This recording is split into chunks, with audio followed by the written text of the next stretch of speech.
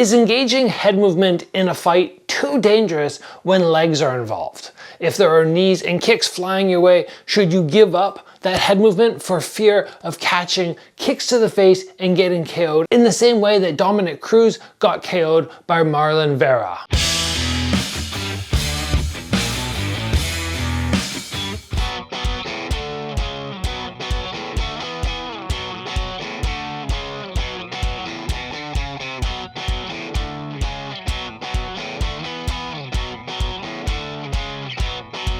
Look guys, I'm a big advocate for head movement, and while it's not a massive part of my defensive style, I do still employ it, and I recognize it is actually something that helps us stay safe so much.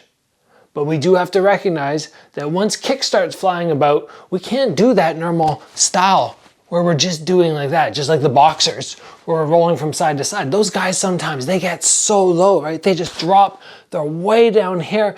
Imagine doing that in a fight sport where you can just go, boop, and that's lights out. So there's a few things that we have to keep in mind when employing slipping in any fight sport where the lower body is involved.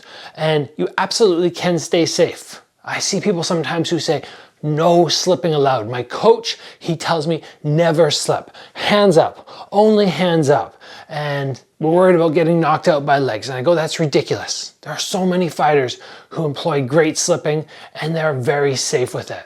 But you just need to understand some little nuances to the slips to stay extra safe.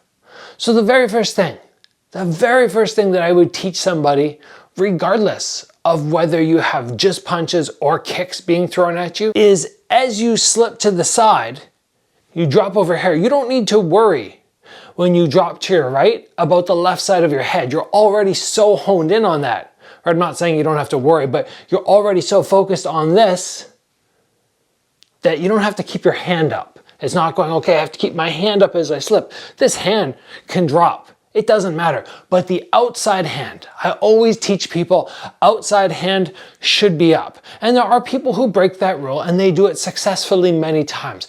But the one time you are a little bit, off the ball, you slip to the side and you don't see the kick coming, your hand up here instead of here or here is going to save you.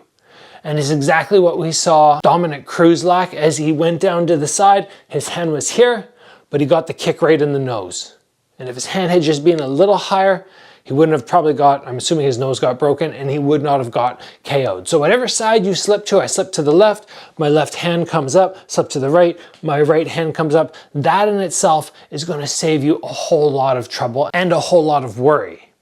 Now the next thing which we can keep in mind, especially if we're thinking about, okay, straight punches are come, I want to engage head movement, it's not only am I slipping to the side, but am I slipping a little forwards as I do that?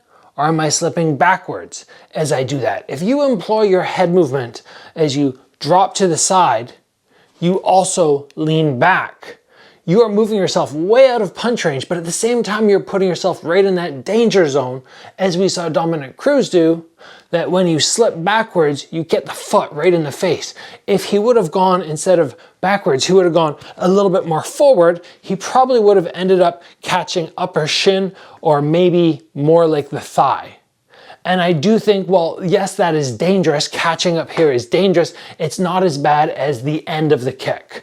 The end of the kick in most instances is going to have that bang, that snap, right? You get to here and blap.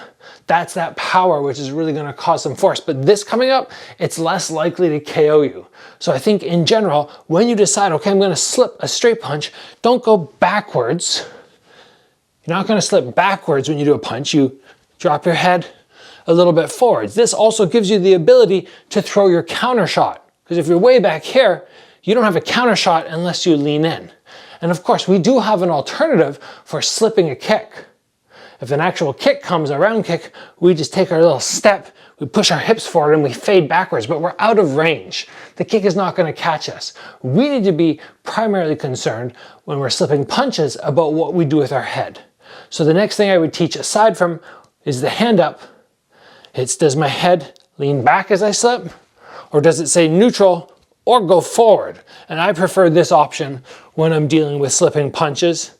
Same thing if I'm doing hooks, you know, somebody throws a hook at me, I don't want to lean way backwards and be right at that zone where they can then light me up with that kick. I want to be way in tight. So I slip, whoosh, and then if they go to throw the kick, their head's over here. There's no chance. If you can keep those two things in mind, hand up and don't lean backwards. Stay neutral.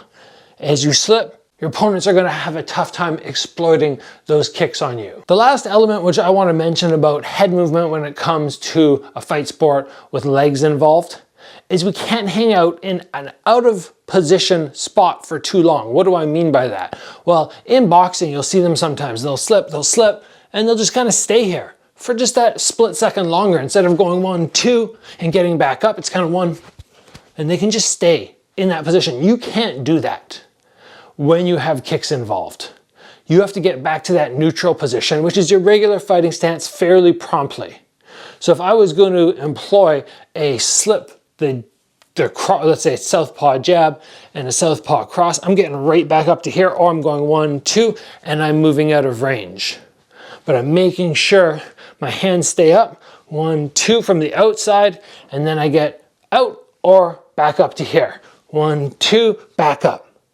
And if you can employ that as well, you're going to find it so much easier to avoid making mistakes. So in summary, I don't think if you're doing MMA, Muay Thai, kickboxing, karate, that you should avoid head movement.